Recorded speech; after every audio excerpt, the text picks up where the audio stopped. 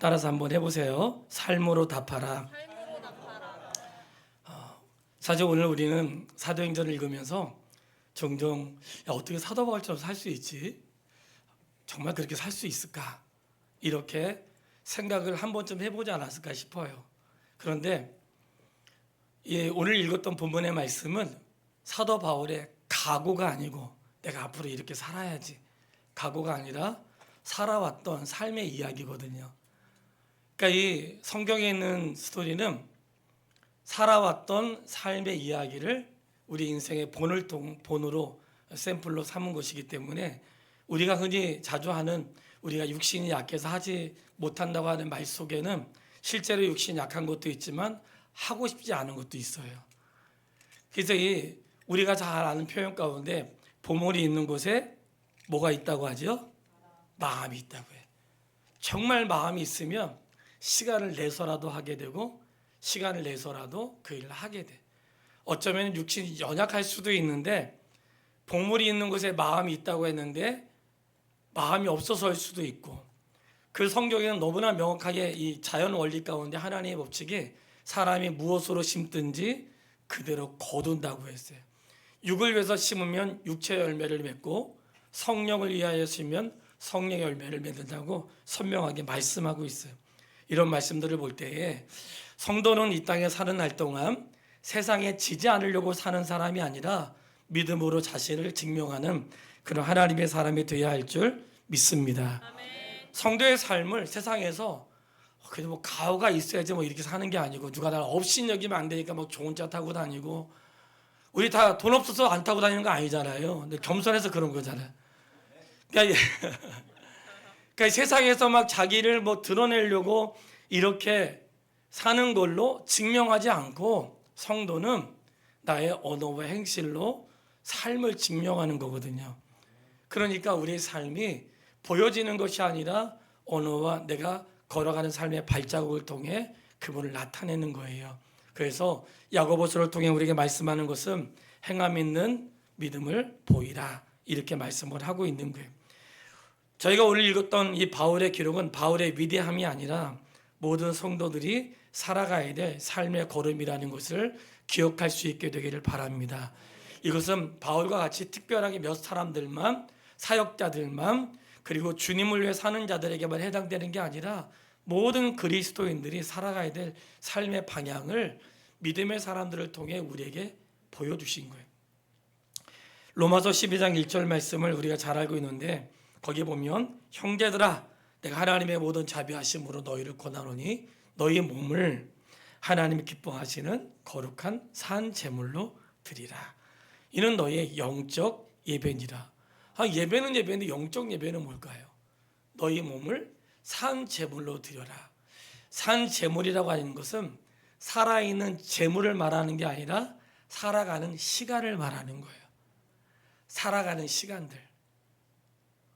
그러니까 이 말씀 속에 너희 몸으로 하나님이 기뻐하시는 시간을 살아내라.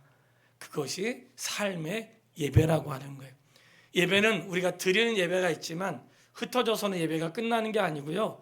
드려서 드린 예배는 1시간, 1시간 20분 이렇게 드리지만 흩어져서는 삶의 예배가 시작되는 거예요. 그러니까 예배는 모여서만 있는 게 아니라 흩어져서 이제 삶의 예배가 시작되는 거예요.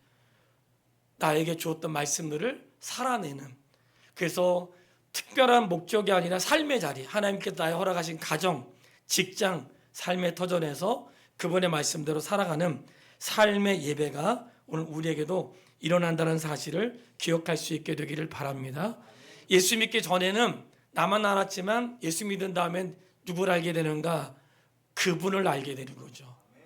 예수 믿기 전에는 나의 가족과 나만 알게 되는데 예수님 믿으면서 하나님을 알게 된 거예요. 그러면 하나님을 만나게 되면서 그분을 진짜로 만나면 어떤 삶이 내 안에 펼쳐질까요?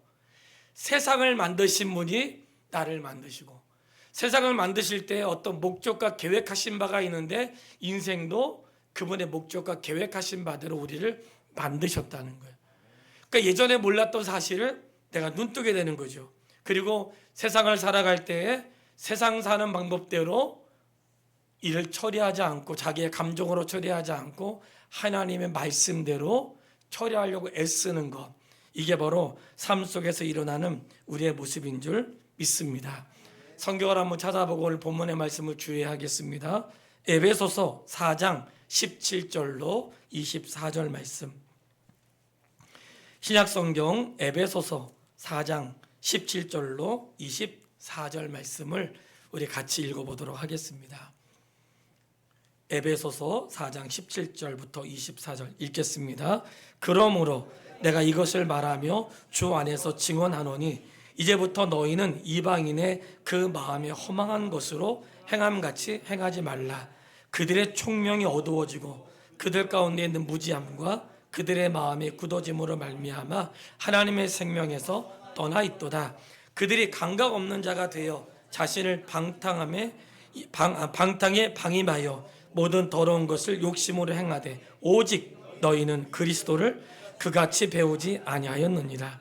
진리가 예수 안에 있는 것 같이 너희가 참으로 그에게서 듣고 또한 그 안에서 가르침을 받았을진데 너희는 유혹의 욕심을 따라 썩어져가는 구습을 따르는 옛사람을 벗어버리고 오직 너희의 심령이 새롭게 되어 하나님을 따라 의와 진리와 거룩함으로 지으심을 받은 새 사람을 입으라. 아멘. 따라해 보겠습니다. 너희는 그리스도를 그같이 배우지 아니하였느니라. 자, 이 말은 뭐냐? 예수를 믿는다는 것은 배우는 삶이거든요. 신앙생활 한다는 것은 신앙생활을 배우는 거예요. 내가 교회를 출석해서 어떤 내가 누리고 싶은 것도 있고 은혜를 입고 싶은 것도 있고 뭔가 해결하고 싶은 문제가 분명히 우리 안에 있을 수 있어요. 교회에 와서 우리가 해야 될 일 중에 중요한 내용은 그분의 말씀을 배우는 거예요. 배우는데 이전에 하나님 없이 살았던 삶의 방법대로 살지 않고 하나님을 모시는 자로 살아가는 삶의 방법을 가지고 살아야 된다는 거예요. 이전의 모습들, 예수 믿지 않는 세상의 사람들은 어떤 모습이라고 본문에 우리가 지금 읽었던 에베소서 4장 17절에 나와 있는가? 자기 욕심을 따라 살고 허망한 자들이고 무지한 자 속에서 우리가 같이 살고 있는 거예요. 그래서 그런 자리에서 우리가 어떻게 사는가? 그리스도를 아는 자로, 그리스도를 배운 자로, 하나님을 내 안에 모시고 있는 자로 그렇게 살아야 된다고 말씀을 하고 있는 거예요. 예수님이 이 땅에 사시면서 기적을 행하시고 능력을 행하셨던 사실을 알고 있습니다. 한번 잘 생각해 보세요. 예수님이 기적을 베푸셨을 때 그 기적은 자신의 유익을 위해서는 단 한 번도 사용하지 않으셨어요. 오죽했으면 예수님이 십자가에 달리셨을 때 밑에 있는 사람들이 이렇게 얘기했어요. 저가 남은 구원하였으되 자기 자신은 구원할 수 없는가? 그러니까 예수님이 기적을 베푸시고 능력을 행하신 것은 자신의 유익을 위해서는 단 한 차례도 하신 적이 없어요. 하나님의 영광을 드러내거나 다른 사람의 유익을 위해서는 기적을 베푸시고 그 역사를 하셨지만 자신의 유익, 자신의 건강, 자신의 삶 단 한 차례도 사용하지 않으신 거예요. 이게 참 신비하고 놀라운 일이죠. 예수님은 자신의 유익을 위해서 하신 분이 아니고 그분의 뜻과 성도들을 위해서 살았던 삶이 맞아요. 자, 그렇게 그리스도를 배웠던 바울의 삶을 오늘 배우게 되는 거예요. 본문에 돌아오시면 바울이 예루살렘으로 돌아가면서 오랫동안 사역을 했던 에베소 교회의 지도자들을, 에베소 교회라고 하는 것은 한 교회만 말하는 게 아니라 에베소 지역에 있는 교회들의 대표자를 말하는 거예요. 그들을 불러서 어떻게 그동안 사역을 했고 그리고 내가 앞으로 이 교회가 어떤 일이 있을 것인지를 예고하면서 지난 날을 얘기를 하는데 본문의 말씀 가운데 19절을 보면 그가 어떻게 했는가? 모든 겸손과 눈물이며 유대인의 간계로 말미암아 당한 시험을 참고 주를 섬긴 것과, 오늘 읽었던 말씀 가운데 몇 가지만 살펴보려고 하는데 바울의 삶은 항상 말씀과 삶이 일치했다는 거죠. 가르치는 것과 삶이 일치했거든요. 예수님에게 배운 삶이었으니까. 예수님은 말씀하신 대로 사셨잖아요.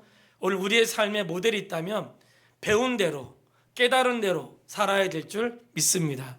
성도님, 교회에 와서 뭔가 하나의 내 안에 빛이 비춰야 되지 않겠어요? 이번 성경학교가 이 아이들에게 뭐가 좋았냐고 했더니 몇 사람들이 아주 공들여서 방을 하나 만들어내 목양실을 전부 다 그냥 깜깜하게 해놓고 그 안에다가 뭔가 빛을 찾는 이런 걸 했었어요. 그런데 아이들에게 설교하면서 빛이라고 하는 게 중요한 사건인데 빛이라고 하는 건 뭐냐 했더니 빛은 드러내는 거다. 예. 일단 빛은 드러내는 거죠. 빛은 드러내는 뭘 드러내냐면 빛이 비추는 순간 먼저 밝아지겠죠. 빛이 밝아지면서 빛이 비춰지는 순간 어떤 일이 생기는가? 감추었던 것이 드러나는 거예요. 그러니까 성도님, 주일날 말씀이라고 하는 것은 빛이 아니라 생명의 빛이거든요. 생명의 빛이 내 말씀 속에 비칠 때 내 속에 있는 것들이 드러나는 거예요. 우리는 감추고 싶죠. 내가 연약한 거, 숨기고 싶은 것 있지요. 근데 그게 어디에서 드러나냐면 말씀이 내 속에 비춰질 때 드러나는 거예요. 그 말씀이 비춰지면 내 속에 어두웠던 게 드러나고 아팠던 것들이 드러나는 거예요. 그리고 심지어 진리가 드러나요. 빛은 드러내는 일을 하는 거예요. 그러니까 우리가 주일날 교회 와가지고 예배 잘 드리고 갔다 그러면 안 되고 뭔가 빛으로 인해서 내 속에 드러남이 있어야 돼요. 그리고 드러났던 것들에 대하여 하나님이 밝혀진 것을 가지고 살아갈 수 있는 은혜도 있어야 되는 것입니다. 바울이 어떻게 그 주회를 했는가? 모든 겸손과 눈물이며, 겸손과 눈물인데 겸손은 있으면서 없는 척하는 게 아니라 그리스도를 닮아서 겸손하게 것이고, 눈물은 영혼을 향한 눈물이 분명히 있었을 거예요. 그 다음 말씀이 충격적인데 유대인의 간교로 말미암아 당한 시험을 어떻게 했어요? 19절 유대인의 간교로 말미암아 당한 시험을 참고 어떻게 했어요? 주를 섬긴 것과. 여러분, 이 말씀을 잠시 한번 생각해 보세요. 유대인의 간교로 말미암아 당한 시험을 참고 주를 섬긴 것과. 이렇게 저에게 질문하게 되더라고요. 나는 시험을 참는 사람인가? 아니면 그냥 참지 못하고 그냥 성질대로 하는 사람인가? 유대인의 관계라고 하는 것은 바울이 가는 곳마다 유대인들이 그렇게 괴롭혔어요.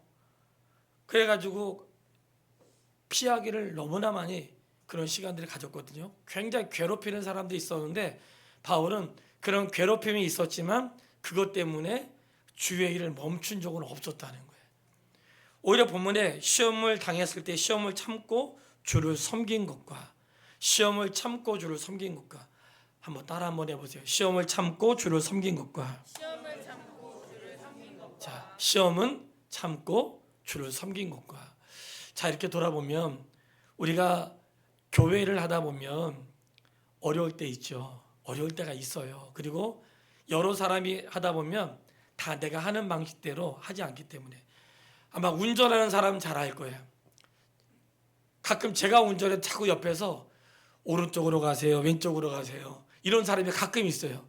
길을 잘 아는 사람들. 근데 길이 내가 아는 길만 길이 아니거든요. 여러 가지 길이 있는데 내가 아는 길만 고집하는 사람도 있어.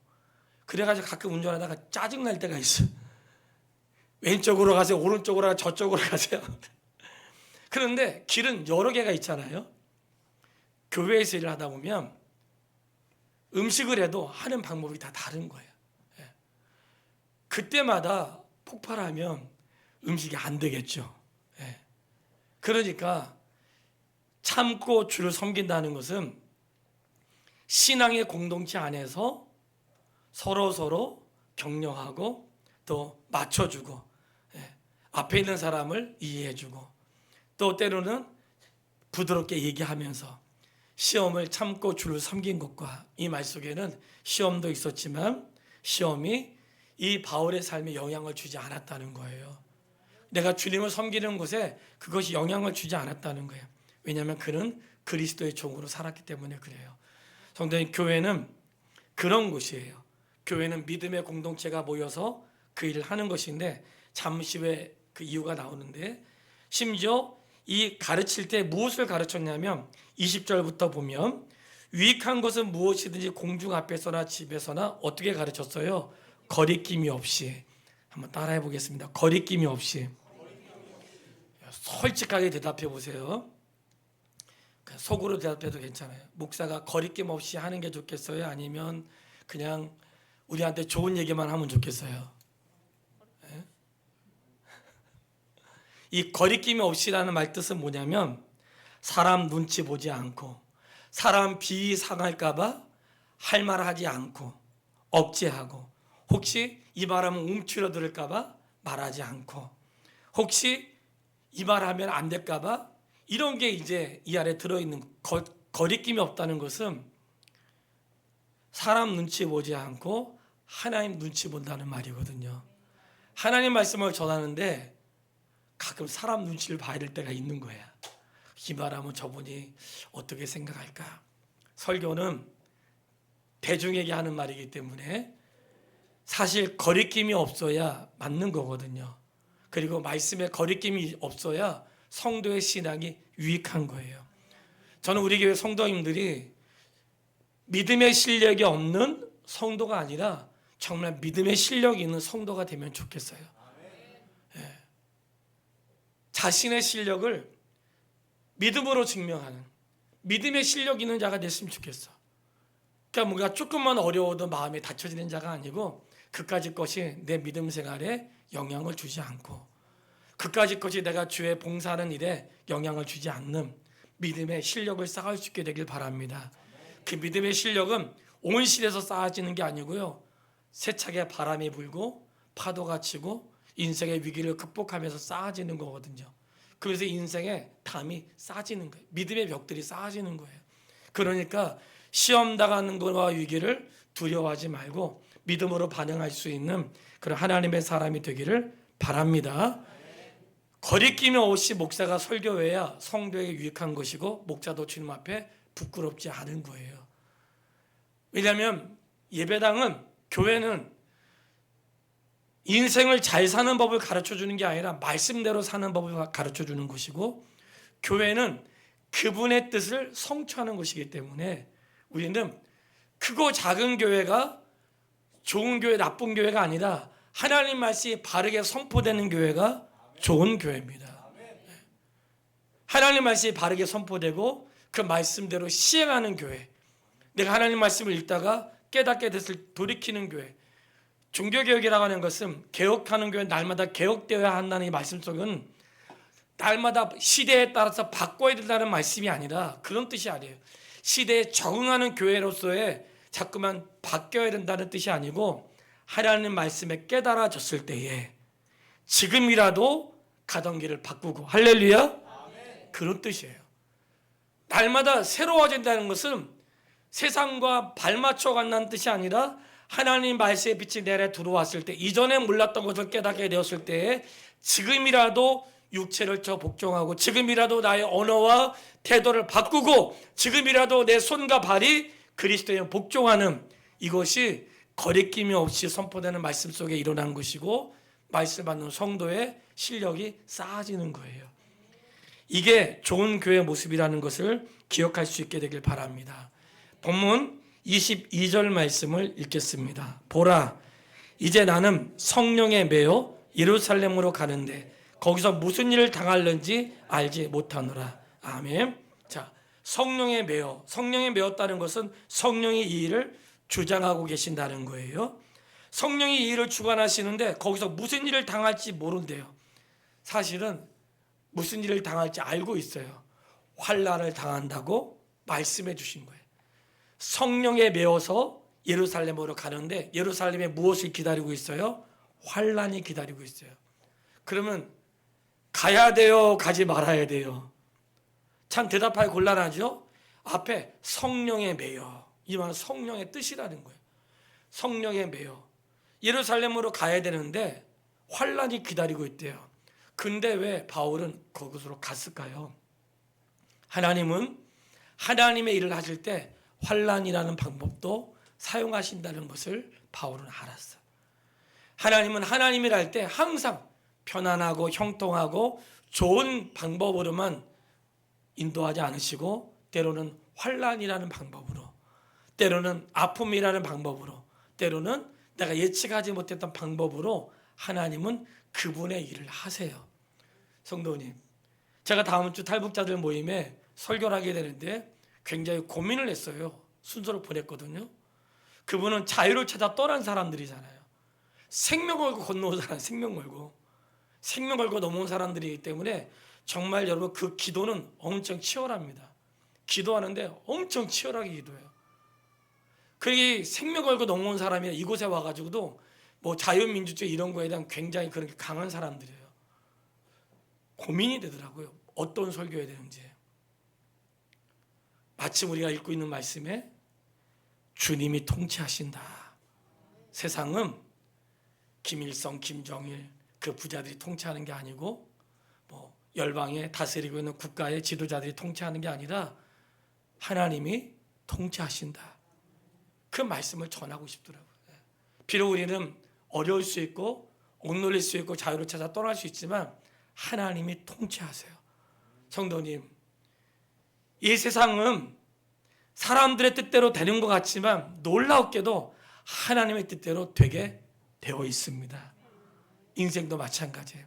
주님의 통치 가운데 이루어지니 하나님은 우리를 인도하실 방법에도 좋은 일로만 인도하지 않으시고 어떻게 인도하시는가? 환난이라는 방법을 통해서도 인도하신다는 거예요. 바라는 것은 이런 바울의 생애를 통해 우리가 깨닫는 것, 성도의 삶에 있어서 가장 큰 즐거움은 무엇인가?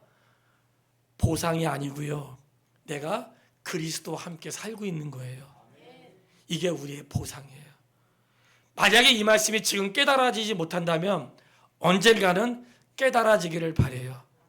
성도의 보상은 이 땅에 살면서 남부럽자게 사는 것도 보상일 수 있지만 진짜 보상은 내가 그리스도와 함께 이 길을 살아가고 있다는 거예요.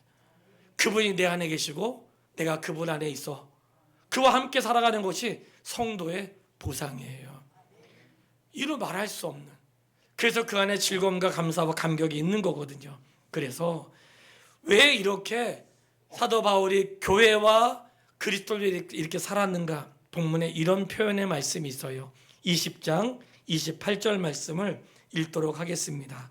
여러분은 자기를 위하여 또는 온 양떼를 위하여 삼가라. 성령이 그들 가운데 여러분을 감독자로 삼고 하나님이 자기 피로 사신 교회를 보살피게 하셨느니라. 아멘. 하나님께서 무엇으로 교회를 사셨어요? 자기의 피로 사셨대. 예수 그리스도의 피로 교회를 사셨고 보살피신다는 거예요. 성도님, 이 말씀이 교회는 성령께서 그분의 필요한 자를 교회 감독자로 삼으시고 하나님이 교회를 친히 보살피세요. 이 말씀 뭔가 교회의 시작은 사람이 만든 것이 아니라 하나님이 만드신 거예요. 교회라고 하는 것은 하나님이 만드신 공동체예요. 왜 만들었는가? 믿음의 사람들을 훈련하는 장소로 만드신 거예요. 제가 잊지 못하는 표현이 있는데 저를 지도했던 전도사님이 이제 제가 고등학생 때죠. 저를 지도했던 전도사님이 군대에 갔다가 휴가를 나왔어요. 첫 휴가를 나왔는데 그때 제가 학생 때인데도 그 말씀이 마음에 새겨진 거예요. 야 준호야, 갔더니 전부 다 옷을 다 벗으라고 하고 그 다음에 군대 갔다 온 사람 알죠? 다 그 다음에 군복을 다 입혀요. 군복을 입히고 훈련자 갈 때는 유격복이 따로 있거든요. 훈련할 때는 좋은 복장을 입지 않고 훈련복을 입어요. 그 훈련하는 동안은 그냥 굴르기도 하고 이렇게 하는 거예요. 그래서 아무리 좋은 옷을 입어도 훈련장 가면 옷을 다 갈아입는 거예요. 그래서 그 자체 전부 다 훈련하는데 훈련생이라는 거예요. 제가 그때 그 말씀이 군대 가기 전에 그 말씀을 듣고 나한테 왜 그런 얘기를 했는가를 생각했는데 그 뭐냐면 하나님의 교회에서 훈련하는 것처럼 내가 훈련생이라는 마음 가지고 좋은 옷, 뭐 좋은 것 생각하지 말고 하나님 나를 지금 훈련하고 계시는구나. 나를 좋은 그리스도의 군사로 또 좋은 믿음의 사람으로 나를 훈련하고 계시는구나. 훈련생으로 생각을 한 거예요. 여러분 알죠? 유격장 가잖아요. 계급장을 다 띄워요. 훈련에 계급장이 없어요. 교회는 그런 곳이에요. 다음 주 설교를 미리 얘기하면 차별이 없는 은혜를 다음 주 오전 예배 시간에 할 거예요. 차별이 없는 은혜 예고한 거예요. 우리는 다 훈련생이거든요. 하나님은 어떻게 훈련하는가? 하나님의 교회 안에서 성도끼리 또는 일을 하면서 봉사하면서 훈련하는 거예요. 그러면서 하나님 나를 믿음의 사람으로 이루어 가신다는 것을 기억할 수 있게 되기를 바랍니다. 바울이 왜 그런 말을 했는지 말씀을 통해 정리하고 싶어요. 바울은 유명하고 탁월한 사람이기 때문에 그렇게 살았던 것이 아니라 그렇게 사는 것이 마땅하기 때문에 살았던 거예요. 주를 위해 사는 것은 몇 사람들만의 삶이 아니라 그리스도를 몰랐다가 그리스도를 경외하면서 사는 사람들은 그리스도와 함께 사는 것이 인생의 가장 큰 보람인 거예요. 그것보다 더 즐거운 일이 없는 거예요. 오늘 아침 저는 정말 감격스러운 이야기를 들었어요. 이 주일학교 아이의 이야기인데 우리 교회 주일학교 아이들이 헌금한 아이들이 있거든요. 헌금한 아이가 있는데 고다은이라고 어제 부모님이 저녁에 오셨다 가셨어요. 헌금하는데 이 아이를 제가 우연히 그 아이의 헌금 봉투를 보게 된 거예요. 1,000원짜리가 몇 개 접혀 있어. 어떤 건 5,000원짜리 있고. 얘가 보통 한 10,000원 정도 하는 것 같아요. 부모님이 주셨다고 생각했어요. 근데 어제 부모님이 준 게 아니라는 걸 알았어. 착한 일 할 때마다 1,000원씩 준대요. 그거 모아가지고 헌금하는 거예요. 얘가 거의 10,000원씩 하거든요. 그래서 제가 너무 신기한 거예요. 그 엄마가 너도 써야지 5,000원만 해 그랬대. 근데 얘가 그냥 봉투 보면 반씩 접혀 있어요. 이게 그 용돈 받은 게 아니 헌금하라고 준 게 아니고 착한 일 했다고 준 거를 모아가지고 헌금한 거. 그 어릴 때 내 모습 보는 것 같아.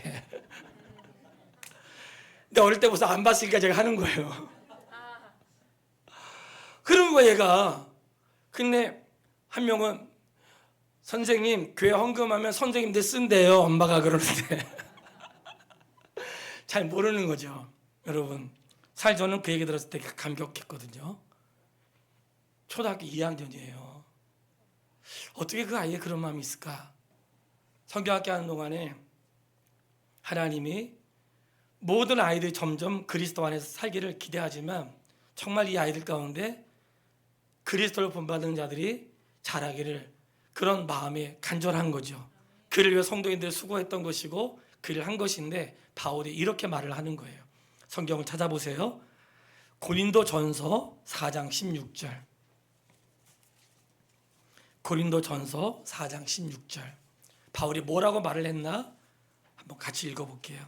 고린도전서 4장 16절을 다 같이 읽어보도록 하겠습니다. 시작. 그러므로 내가 너희에게 권하노니 너희는 나를 본받는 자가 되라. 아멘. 이것은 절대로 교만한 마음으로 한 게 아니에요. 나를 본받으라고 하는 말은 절대로 교만한 마음으로 한 게 아니에요. 바울이 예수님 만난 다음에 인생의 목표가 세워진 거예요. 그 어떻게 사는 것이 진짜 보람있게 사는 것이고 무엇이 진짜인지 알게 된 거예요. 성도님 제가 가을에 정말 성도님들하고 너무 나누고 싶은 게 있어가지고 지금 매일 공부하는 게 있거든요. 너무 어려워 공부하는데. 이게 설교한 거는 잊어버리니까 그냥 성경 공부 책으로 지금 만들고 있습니다. 어떻게 해서 성도님들과 같이 한번 해보고 싶어가지고 너무 어려운데 어제 한 3분의 1 정도 이제 맞췄어요. 맞췄는데 맨 마지막 딱 그 마치는데 3분의 1을 딱 끝내는 시점에서 얼마나 감격스러웠냐면 그 중에 하나 내용이 이런 내용이 있었던 거예요. 인생의 보람이 무엇인가?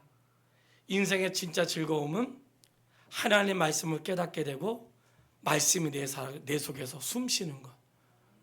내가 어떻게 살아야 되는지 삶의 방향을 깨닫고 이것이 진짜 인생이구나 하는 것이 세상을 지으신 그분의 말씀이잖아요.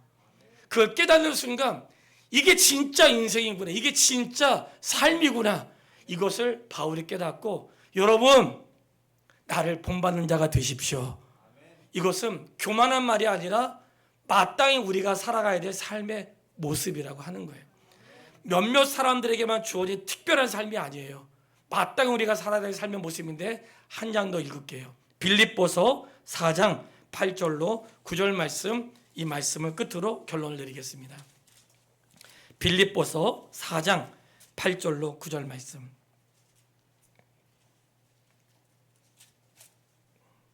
빌립보서 4장 8절로 9절 같이 읽겠습니다. 끝으로 형제들아 무엇에든지 참되며 무엇에든지 경건하며 무엇에든지 오르며 무엇에든지 정결하며 무엇에든지 사랑받을 만하며 무엇에든지 칭찬받을 만하며 무슨 덕이 있든지 무슨 기름이 있든지 이것들을 생각하라. 너희는 내게 배우고 받고 듣고 본 바를 행하라. 아멘. 예, 하나님이 너희와 함께 계시리라. 아멘. 자, 무엇에든지 참되며 무엇에든지 경건하며 무엇에든지 오르며 무엇에든지 정결하며 무엇이든지 사랑받을 만하며 무엇이든지 칭찬받을 만하며. 따라 한번 해볼게요. 무엇이든지. 이 무엇이든지에 그동안 억울했던 거 다 담으세요. 그동안 속상했던 거 무엇이든지 다 담으세요. 그냥 후회스러울 만한 것도 다 담으세요. 어제 제가 전도사 때, 새내기 전도사 때 중학생이 어떤 학생이 애기 엄마가 돼가지고 애기 둘을 데리고 왔거든요. 6개월 전에 남편이 아파서 천국 가고 그리고 두 아이를 키우고 있는데 그동안 여차저차해서 이제 인사로 왔어요. 너무 고단하게 살고 있고 삶을 얘기하는데 나는 우리 성도 중에 그런 분이 없을 거라고 생각하는데 예수 믿는 사람인데 왜 예수 믿는 사람 같지가 않죠? 예. 분명히 이분들 신앙생활 하는 사람 맞는데 어떤 일에 대해서는 신앙생활 하는 사람 같지 않는 언어와 결정. 오히려 믿음이 있다고 하는 것은 하나님을 신뢰하고 자기를 좀 손해보며 사는 건데 참 아쉬운 그런 일들을 나누면서 오늘 말씀을 끝으로 성도님께 드리고 싶은 것은 무엇에든지 참되며 내 삶에 어떤 일이 있든지 좋은 일이 있을 때도 있고 어려울 수도 있는데 어떤 일을 만나든지 참된 일을 선택하십시오. 내 삶에 어떤 일을 만나든지 경건한 방법을 선택하시고 내 삶에 어떤 일이 있든지 옳은 일을 선택하고 정결하고 사랑받을 만하고 칭찬받을 만하고 이 말씀 안에는 내게 주어진 모든 삶에 대해서 삶으로 예배를 드리는 그러한 믿음의 고백인 거예요. 바울인 특별한 사람이 아니에요. 성경에 기록된 사람들은 특별한 사람이 아니라 주님을 사랑한 사람들이고 그 사람들의 삶을 기록한 것은 그들의 위대함을 아니라 우리에게 샘플로 보여준 것이지 항상 우리의 위대함은 사람에게 있지 않고 우리를 부르신 하나님께 있습니다. 성도님, 성경에 기록된 삶의 방법은 우리가 살아낼 수 없는 삶의 이야기가 아니에요. 그런 얘기도 있잖아요. 우리가 쓰는 말에 여자는 약한데 엄마는 강해. 무슨 말인지 다 아시죠? 엄마는 못하는 게 없어. 여자는 강한데 엄마는 강해. 재령이가 출산해가지고 그 병원에 있을 때요. 얘가 아직 어리잖아요. 하고 싶은 말을 선생님한테 못하는 거야. 뭔가 억울한 게 말을 못하고 있었어요. 그 일 들었는데 전화했잖아요. 병원으로. 바로 해결이 된 거예요. 그랬더니 전화 왔어요. 누군가 나를 위해서 이렇게 해줬다니 너무나 행복하대. 근데 성도님, 엄마는 강하지만 신앙인은 강합니다. 여러분, 신앙인은 육체가 연약하고 삶에 넉넉하지 않아도 신앙인은 강해요. 왜냐? 내 속에 그리스도가 계시고. 오늘 우리가 선택하며 사는 길은 세상에 잘 사는 길이 아니라 바르게 사는 길이고 그리고 하나님이 기뻐하는 삶이 맞습니다. 성도는 이 세상에서 보상을 받고 잘 살기 위해 사는 사람이 아니고 다른 사람에게서 보여주기 위해 사는 사람이 아니라 그리스도의 사람으로 사는 것이 인생의 가장 보람 있는 일이라는 것을 기억하시고 저는 우리 교회 성도님들이 믿음의 실력 있는 사람이 되기를 바랍니다. 그래서 실력을 교회 공동체 안에서 쌓으시고 서로 사랑하면서 그를 완주할 수 있는 우리 그리스도 예수의 사람이 되기를 주님의 이름으로 축원합니다. 찬양하겠습니다.